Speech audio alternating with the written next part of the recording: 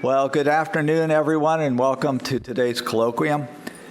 Today, we're very honored to have Jeff Hawkins with us. Jeff is a scientist and co-founder of Numenta, an independent research company focused on neocortical theory. His research focuses on how the cortex learns predictive models of the world through sensation and movement. In 2002, he founded the Redwood Neuroscience Institute, where he served as director for 3 years, and the institute is currently located at UC Berkeley. Previously, he co-founded 2 companies, well-known companies, Palm and Handspring, where he designed products such as the Palm Pilot and the Trio smartphone. In 2004, he wrote the book On Intelligence, which is a book about cortical theory. He earned his BS in electrical engineering from Cornell, and he was elected to the National Academy of Engineering in 2003.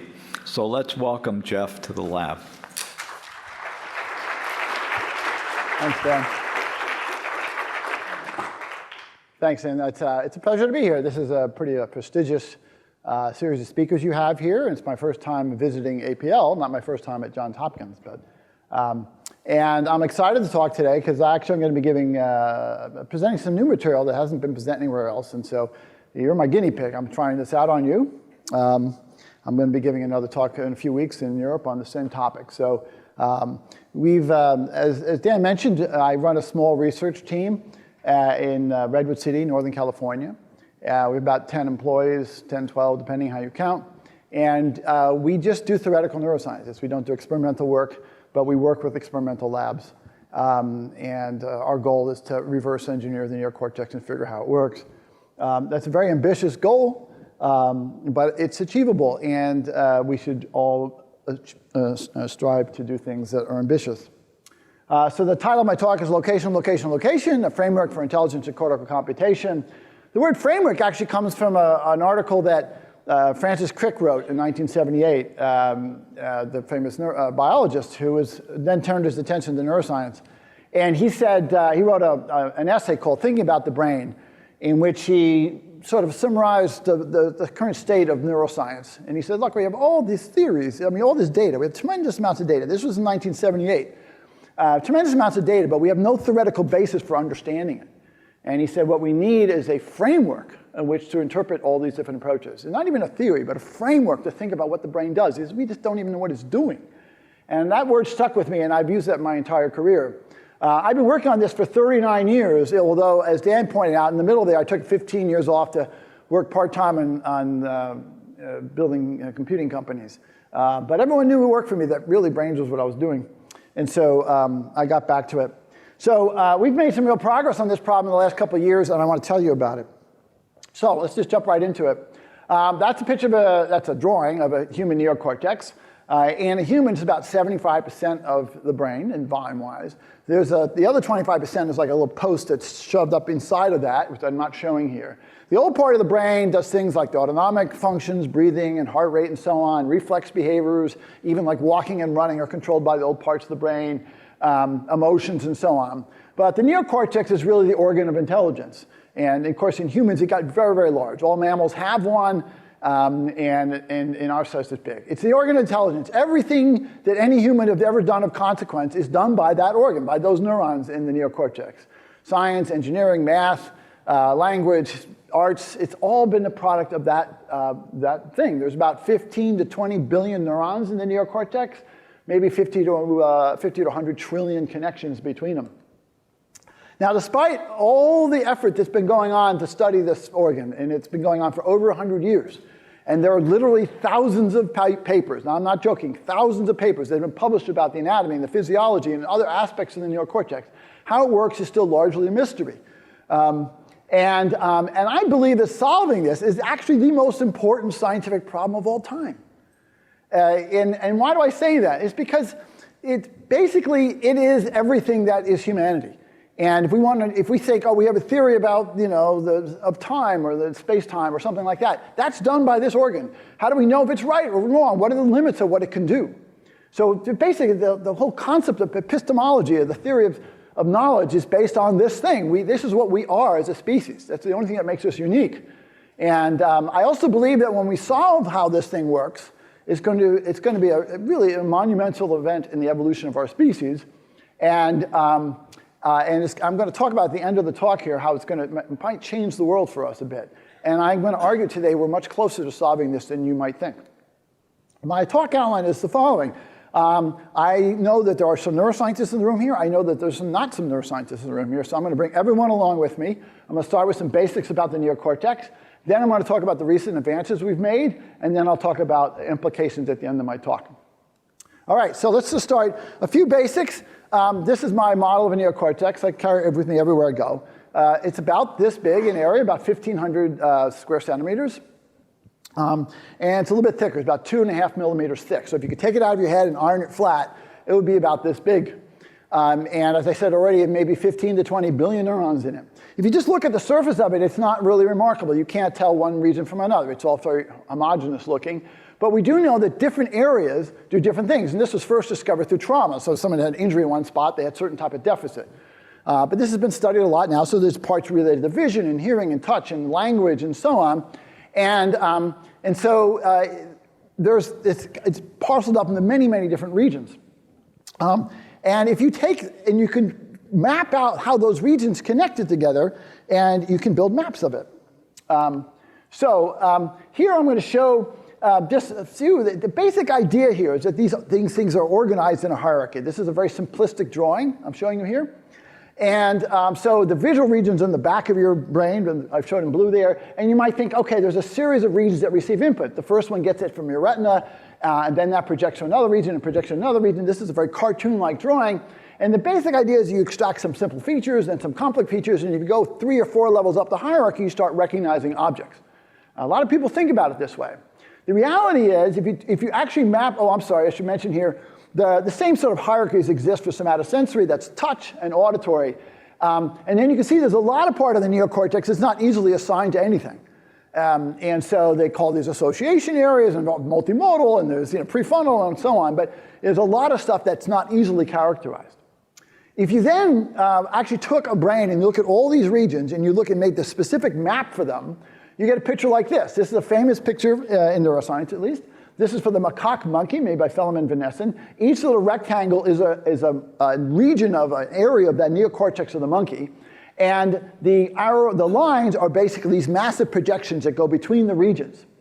In this case, on the right, you see areas that are basically associated with vision. On the left, it's areas basically associated with somatosensory, or touch. You can first of all notice this is really complex. It doesn't look at all like the simple hierarchical diagram you see up above there. The connections are going all over the place. In fact, 40% of all possible connections that could exist between regions. This is far more than you would expect to see in some hierarchical representation. And that was reported in 1991. Now we know it's much higher than that. So this thing is massively interconnected, yet there's still some sort of hierarchy to it. Information comes in the bottom of this picture and flows up.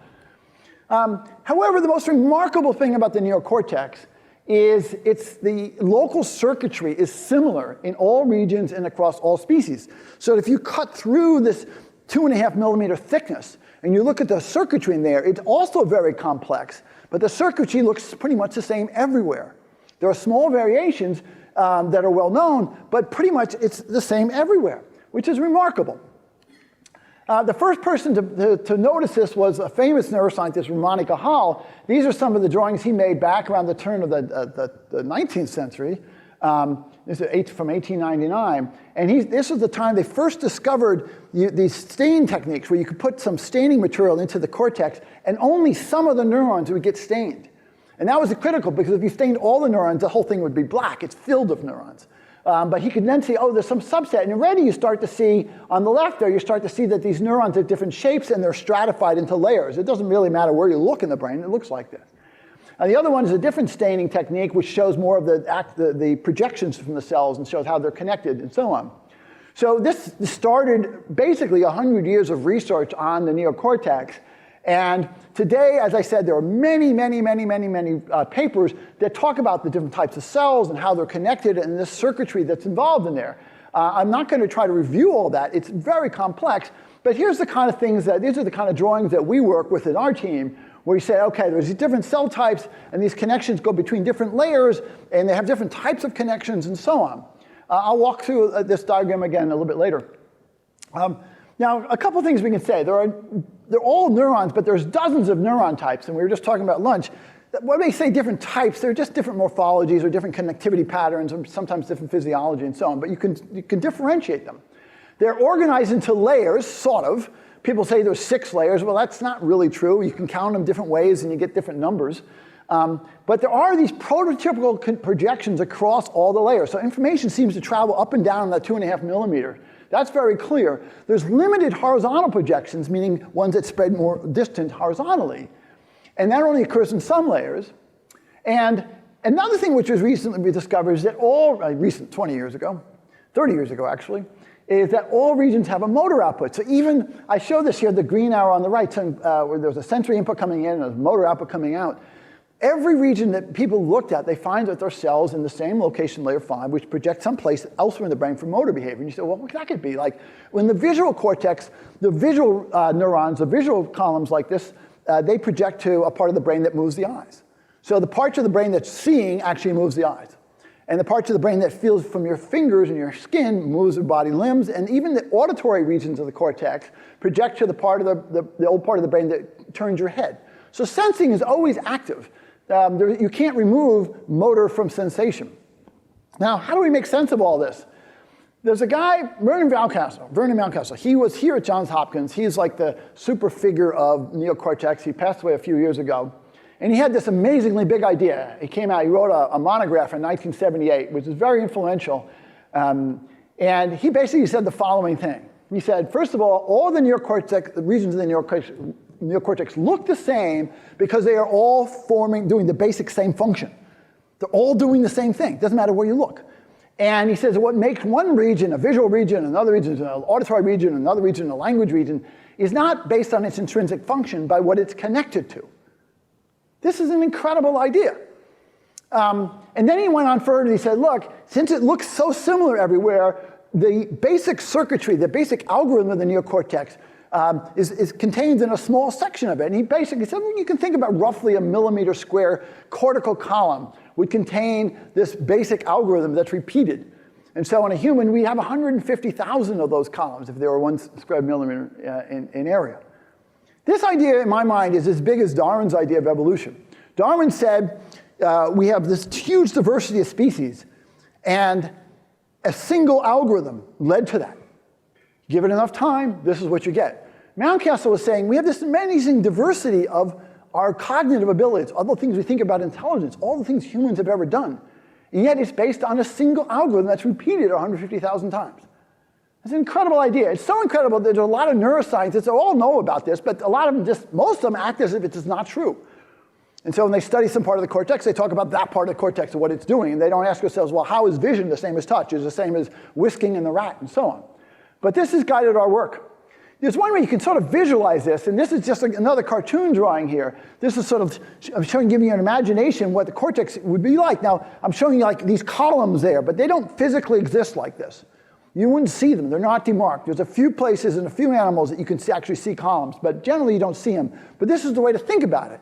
It gives you a sense you have 150,000 of things, repeated elements throughout this entire sheet, and they're connected together in some complicated way, and some of them are getting direct sensory input, and somehow that leads to your intelligence.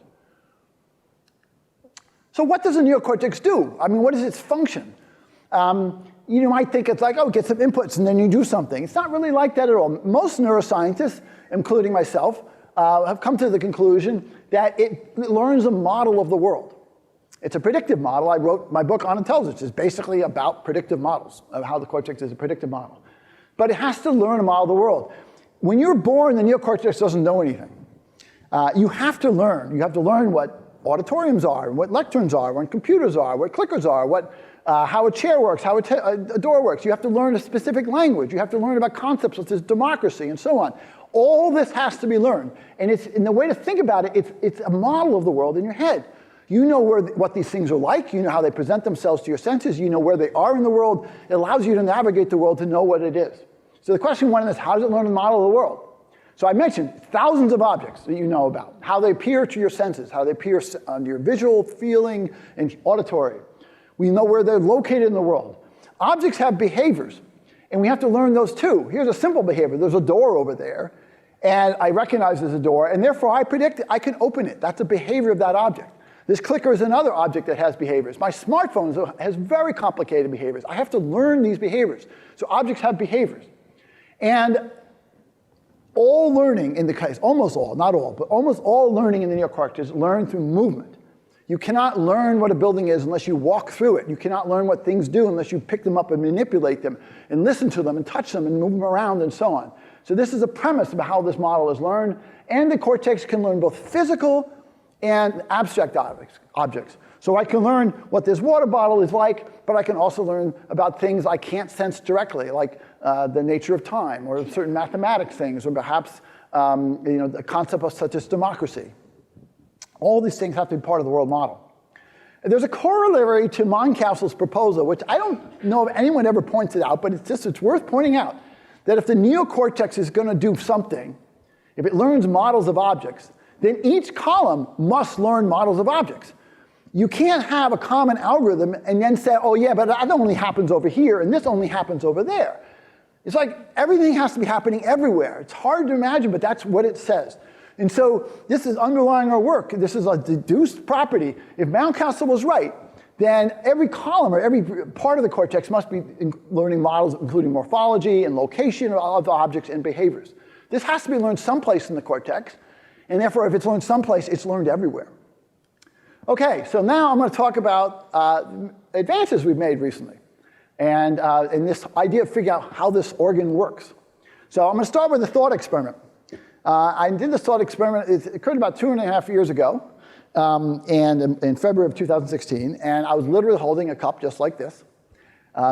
This is the Menta cup, one of the ones I use in the office every day. And I was thinking about how it is you make predictions. And so I was thinking about somatosensory predictions, meaning my finger. Now, I don't have to look at this cup, but if it's in my hand, I'm about to move my finger, and I'm about to touch another part of the cup, and I can anticipate what I'm going to sense. I know what it's going to feel like, and if it felt differently, I would be surprised. There's my finger coming down on this. Now, that simple act, there's a part of this sensation here going into my cortex right now, and the cortex is predicting what it's going to feel when I move it. It'll predict something different if I move my finger over here. What does it take for the cortex to make that prediction? It has to know that it's touching a cup. It has to know that, because if it's touching a different object, it would sense something different. It has to know where it is on the cup right at the moment, so where my finger's right here right now, and it has to know where it's going to be after it moves. It needs to know its location on the cup. It doesn't matter where the cup is relative to my body, if it's upside down or whatever, it needs to know its location relative to the cup. This is an object-centric location. Now, it has to exist, otherwise it couldn't make that prediction. But if I'm holding the cup with multiple fingers, or all parts of my hand, each part is getting its own input, and each part is making a prediction as I touch it. If any other parts of my skin felt something unusual, I would notice it.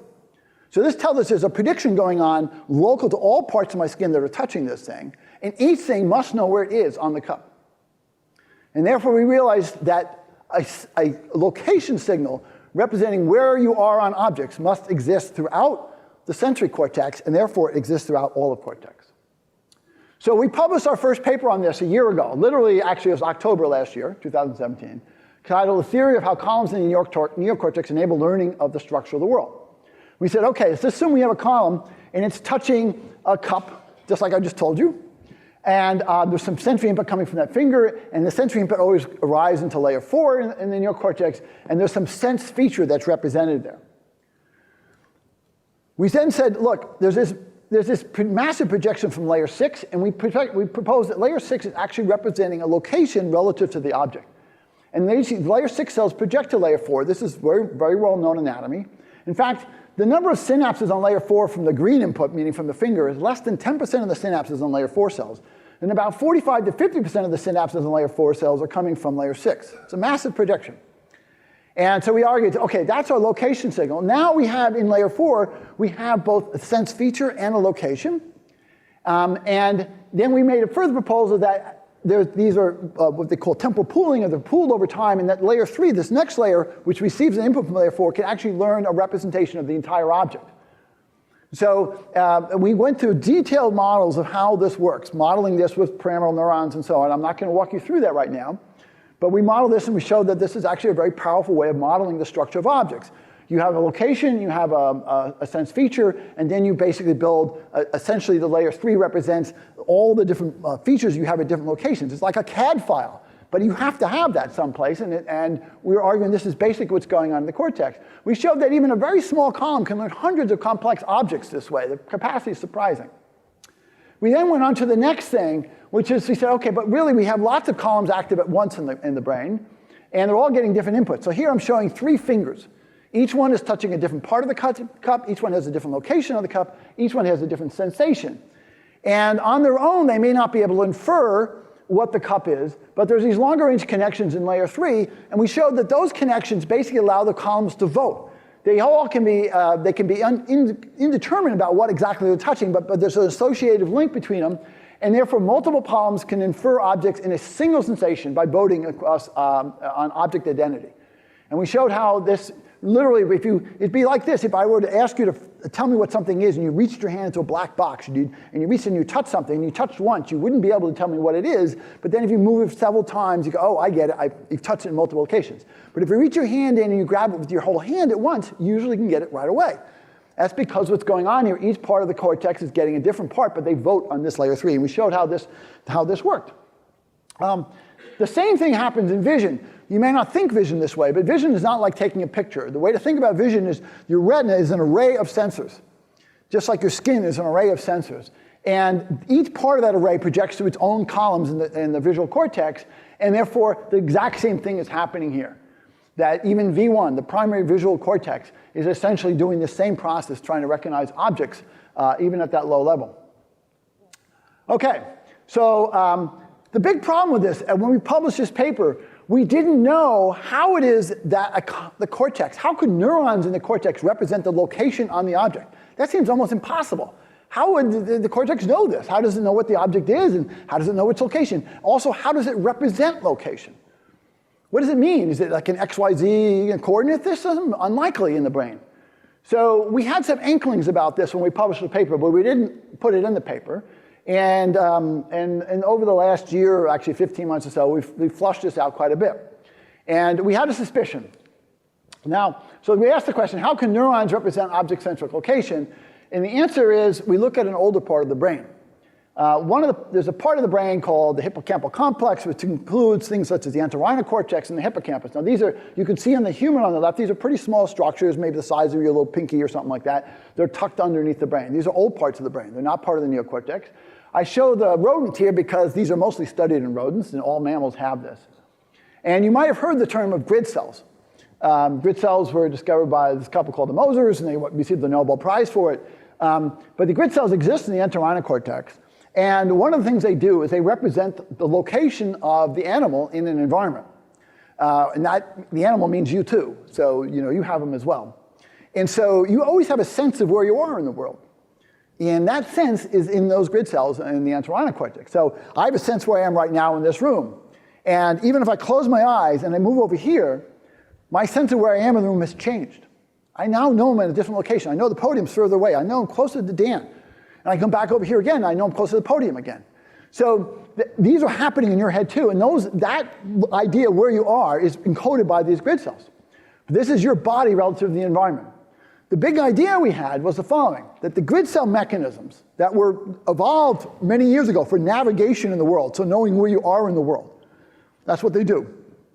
They were preserved and now also exist in the neocortex.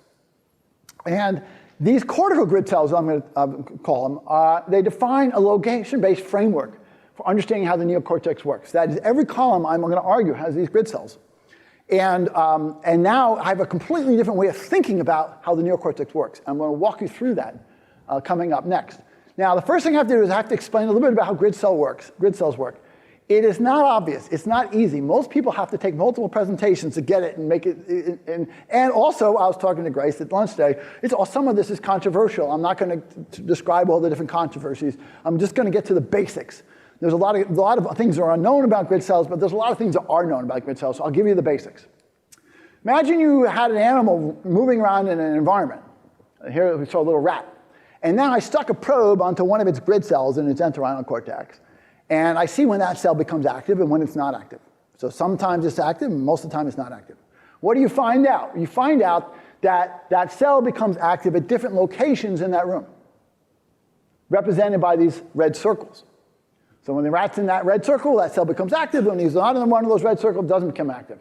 This is sort of in a triangular lattice. This is why they're called grid cells. It has to do with where they fire in environments, what they represent in an environment. Now, it fires at multiple locations as the animal moves. And again, even if the animal's in the dark and can't see anything, and you move around, that cells will fire in that pattern. It's driven by motor behavior as well as sensory data. So I say here the locations are anchored by sensory input. And what I mean by anchor is, where does that cell decide to fire? It has to be based on some sensory input because it says, okay, I recognize this room, therefore I should be firing. But it's also updated by movement. So the basic belief is that when you first enter a new environment, it randomly anchors, and then it's updated and you learn to do that. So that's the basic idea there. Now, if I look at the next cell next to this one, I just probe another cell, I might find it fires like these blue areas. So this is a second grid cell, and you notice it has the same basic spacing and orientation as the first cell. In fact, everywhere in this room, there'll be one or more of these grid cells firing.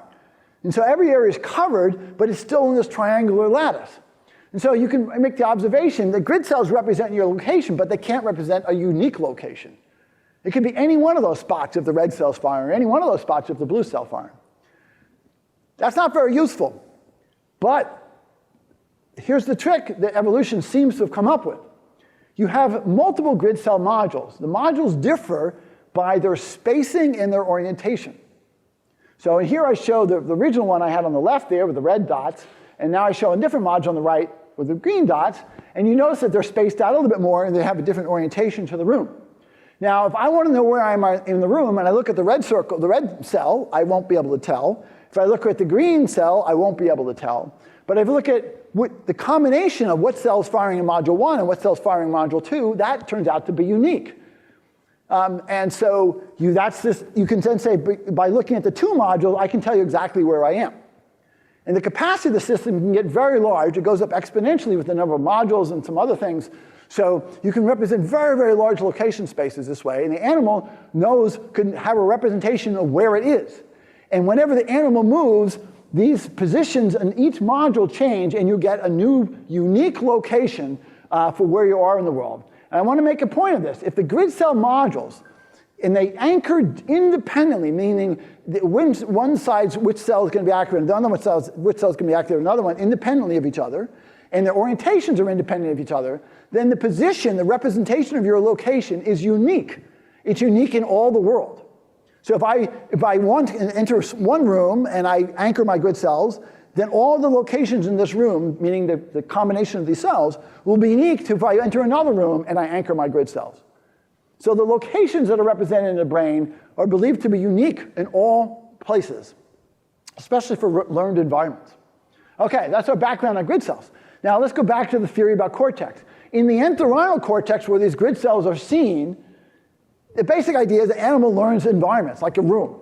And so let's just talk about it. So here I show two rooms. The animal can see them as differently because I've given one a blue painting and the other is a green painting. And the grid cell represents where the animal is in that room. And I've shown three locations in each room, A, B, C, and D, E, and F. As I said before, A is a location in room 1, but it's also unique to all rooms. It won't appear anywhere else in the world. If I know I'm at location A, that means I'm at that location in that room. Same with B and C, and same D, E, and F. The location will be updated by movement. So I show the animal, if the animal goes from A to B to C, or it goes from A to C, it doesn't really matter. You're going to get the same representation at C. This is called path integration, and it's a very desirable property. You're always going to get C when you're in that location, no matter how you got there.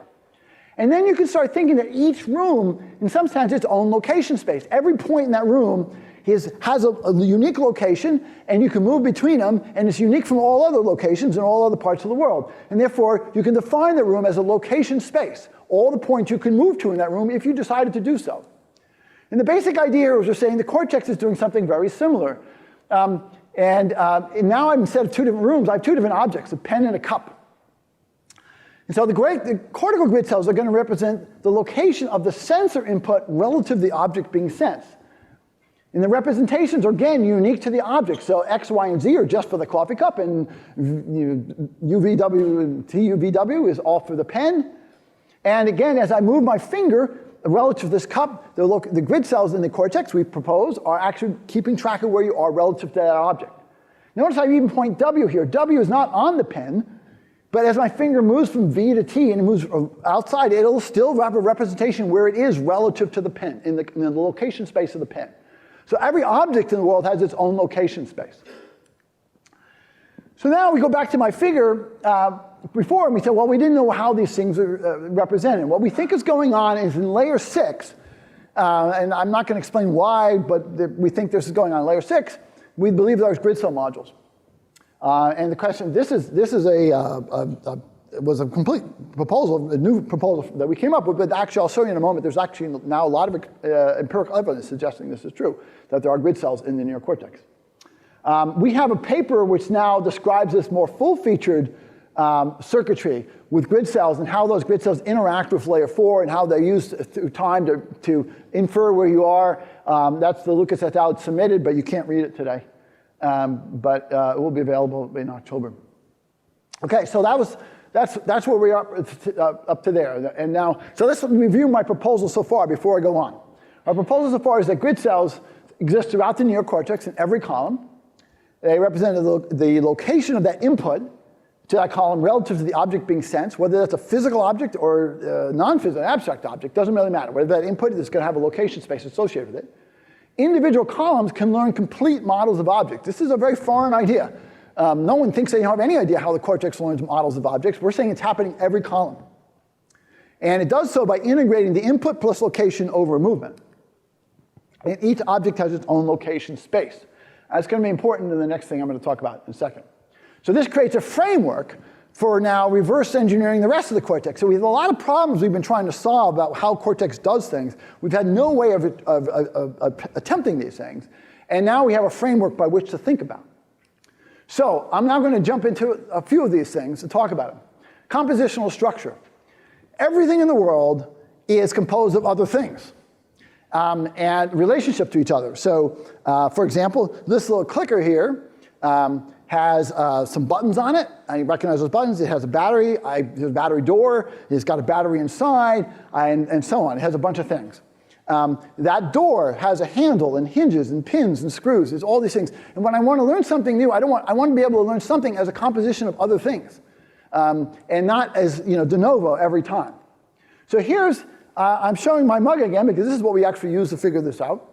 So imagine now we have a cup. And which is an object I've known, and I have a logo, which is an object I've learned.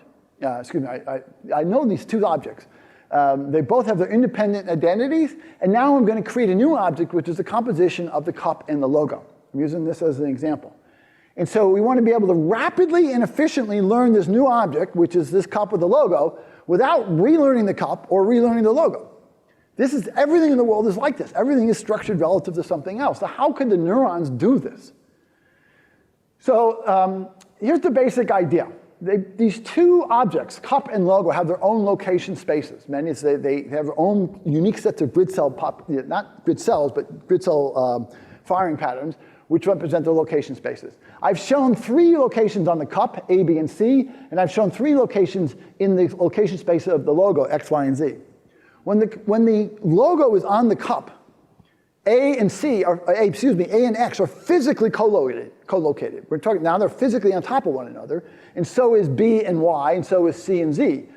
But those are different representations. A and X are different representations, but they're physically the same.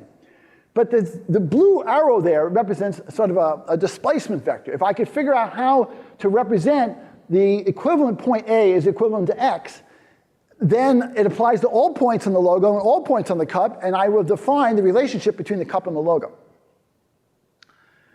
So a single transformation vector, that blue arrow, can convert any cup in the logo space to any cup in the equivalent cup in the cup space, and how could that would solve the problem. So we have a proposal for how that's done. This is all hypothesized. We think there's something equivalent to grid cells, but slightly different, that also exists. We're calling them displacement cells.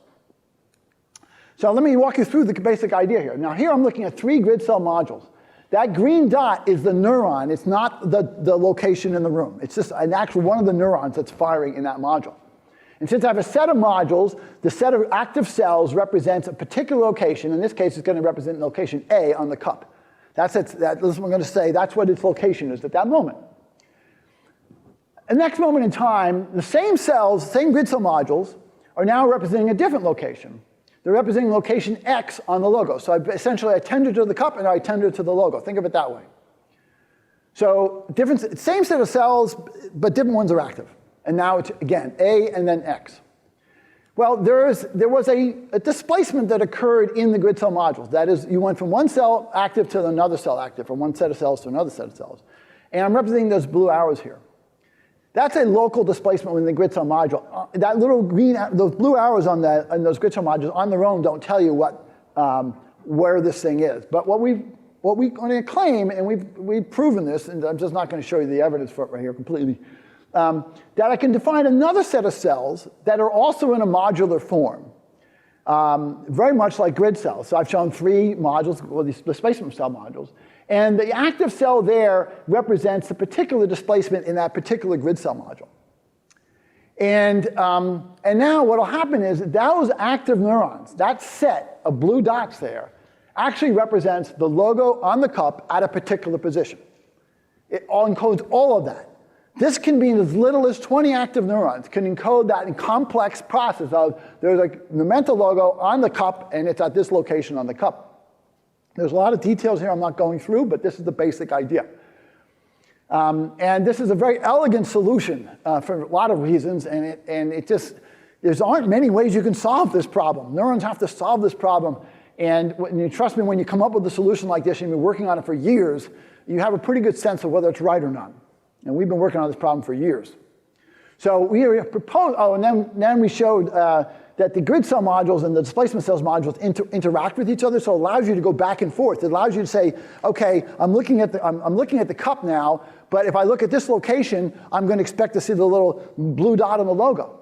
I need to be able to go back and forth between these to make predictions about what I'm going to see, and there's an interaction between these that does that. So now we're proposing the following. We believe that there's these displacement cell modules in every cortical column. I'm putting them in layer 5. I'm not going to explain why, but I'm very certain that's where they are. They're related to behavior, and that's where the layer 5 cells are related to. And so now we have a more complete model of what's going on, how we can learn compositional structures of objects in each module, in each column. Let's go into another problem that's bothered me forever, and I mentioned it already, object behaviors. Not many people talk about this, but objects have behaviors. And we have to be able to learn them, and they have to be able to learn them in the neural tissue. So how can that be? So here's a simple example. Here's a stapler, and I'm showing one of its behaviors. It's got a top that can either be down, it can swing up. It's got other behaviors. That's the only one I'm talking about. Now, when I see that stapler in these 2 positions, I don't think of it as a different object. I think it's the same object. It's just undergoing a behavior. And what that means is that there's a location space for the stapler that's not changing through this. But the top of the stapler has its own location space, and it has a position relative to the stapler as a whole. The top of the stapler is just like the logo on the mug, except it's moving. The logo on the mug doesn't move. If it did, I would represent it like this. But in this case, there's a component of the stapler which does move relative to the rest of the stapler. And so as the top moves through this space, you have a displacement vector will change continuously as it moves up and down. And so you can learn this behavior by learning a sequence of displacements. We published a paper in 2006 about sequence memory. It's a very detailed model of how layer and neocortex would learn high-order sequences, pyramidal cells doing that. And it would apply directly to this. So all we have to do is take that sequence memory model and apply it to the displacement cells, and voila, you've now learned behaviors of objects. And then there's one final point I'm going to talk about. And I'm going to go back to the hierarchy and give you a new interpretation of that hierarchy. So I already told you it's very, very complex. And I don't think, we're going to try to, how do you explain it? It's not a classic pure hierarchy. Here's what we think is going on. This, again, a cartoon drawing.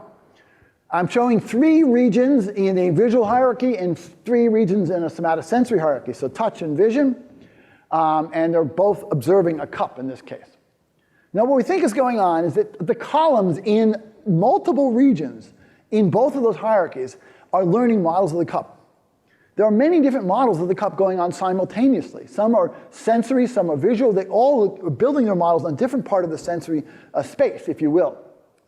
So every column is learning models of objects, and in this case, I'm showing a bunch of them learning the model of the cup, but each model is different. They're not exactly the same. They're basically based on a different part of the sensory stream. Some are visual, some are auditory.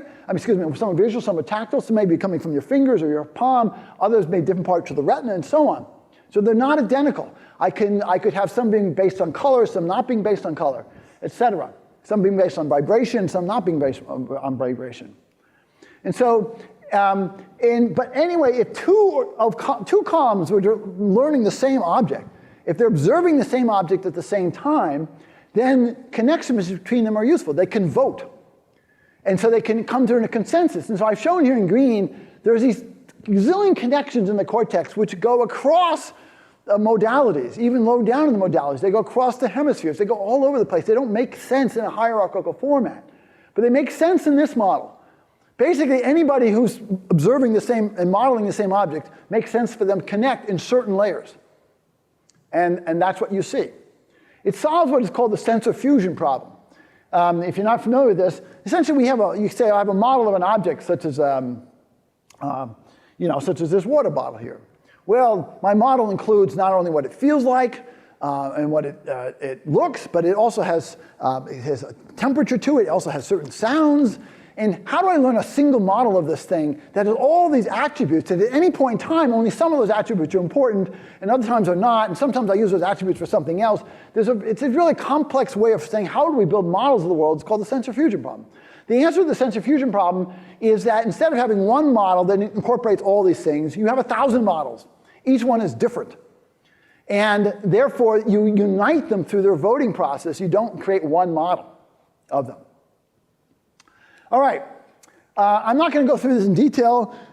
We propose theories before we have empirical support for them. Obviously, we based our theories on empirical observations, but then we make projections and so on. But these are some of the stuff we've become aware of that supports this basic idea. And I'll just talk about it by category, and this is not an exhaustive list. There are now results which show that there's an object-centric location signal in sensory cortex. So these cells, certain cells in even the primary and secondary sensory cortex only fire in certain locations in the world. There is some evidence that there are grid cells in the neocortex. There is both direct evidence for people of probing cells in humans and also through fMRI, that they're seeing signatures of grid cells throughout the neocortex. We know that there are sensory-motor predictions in sensory regions. This is sort of unexpected, but when your eyes move, the cells start firing in advance of when they actually get input. They predict what they're going to see after they move. And it's kind of hard to imagine that would happen if you didn't have a location signal. And there's even some arguments in favor of the evolutionary argument that the cortex was evolved from older parts of the brain that do similar things. Okay, now I'm going to switch to the last part of my talk, and then I won't take too much longer. Implications in neocortical theory. I'll just go through them. This is not something I spend a lot of time on, but some time. First of all, I think there's implications for neuroscience. As I said earlier, there's decades and decades of unassimilated data, meaning unassimilated in any theoretical framework, that all of a sudden start making sense in this framework, if you think about a location-based framework. So I think it could really accelerate some of the advances in neuroscience if you start thinking along these lines, and all of a sudden all these things that sort of were mysterious before make sense. It also provides a theoretical foundation for things that we might care about. These are things that today we don't really have a deep theoretical foundation for. The epistemology is against a study of belief and knowledge, but it's sort of like a science of belief and science of false belief. This might be important to know. Why do we believe things, and can we trust them? How is it we believe false things? Well, under what conditions do we want to change the way we interact with the world, the way we teach our kids? Are there limits to human intelligence, and what would they be, and how would we characterize them? After my book came out, I was approached by a bunch of scientists at Stanford who study pedagogy. And they convinced me this is a really fascinating area, that we have no foundational theories about how to train our children. And that if we had a better understanding of what the nature of memories and knowledge is, that we could design paradigms like that. And you can already see sense of this. We learn much better when we associate things with spaces. If you were asked to learn a long list of items, the trick people always do is they put those items in their house and they learn how to walk around it, and that's how they remember them. So, and we work better when we physically work with things. And again, it showed that this location-based framework could really provide some insights there. And then there's, of course, certain diseases of the mind, like schizophrenia, which might be important. Now, I think the thing that's going to historically be the most important impact of neocortical theory is artificial intelligence robotics. Let me make a few claims about that first.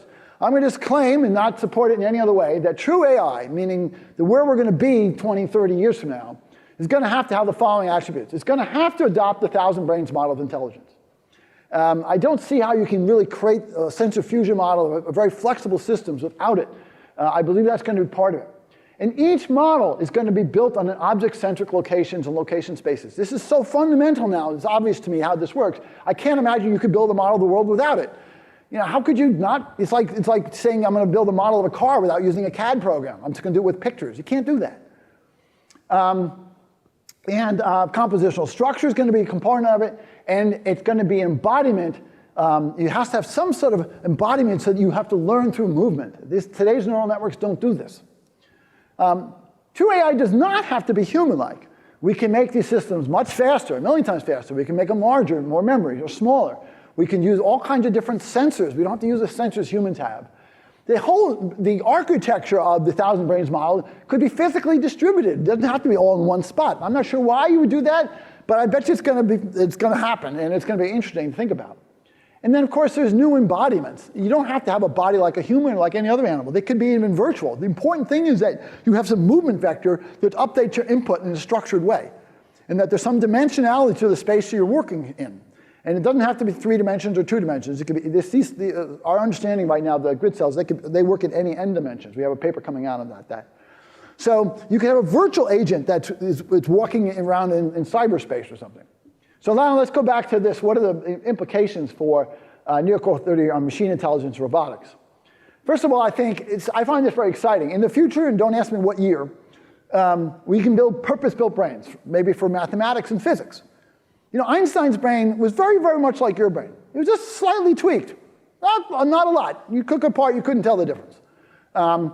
We could build a bunch of Einsteins that work a million times faster and never get tired. We're going to do this. I think this is going to happen. This is one that might be of interest to you. I think virtual brains for cybersecurity and cyber warfare. I'm not a fan of this, but it's probably going to happen. And we have to think about it, that these autonomous agents that are very, very smart, that could be working in virtual worlds and trying to discover things. Think about fishing on gigantic steroids and things like that. There's going to be, I think, much of you here work on robotics. Robotics, I don't think you'll disagree with me. It's like in the Stone Age right now. Our robotic systems are very, very primitive and very, very unflexible. But I think when you incorporate these ideas, robotics is, in a sense, motor behavior is infused throughout this system. And I think we'll be able to have very, very sophisticated robotics. And where I'm most excited about that is for space exploration and colonization. People like Elon Musk and Jeff Bezos want to send people to Mars. I don't want to go. Not now, at least. It would be a miserable place to live, and you almost certainly would die. The only way I think we can possibly do this is to send really, really smart robots there first, who can work in that environment and build and terraform and do whatever they need to do. So when you have to patch your roof, you don't go outside and do it and die. You send out the robot to do that. I'm not joking. I think this is an important endeavor. I support their efforts there, but I don't think it's going to actually happen until we have ways of assistants that can do this for us remotely, independently of us, like a super engineer scientist out there working in the field, fixing problems and so on. Okay.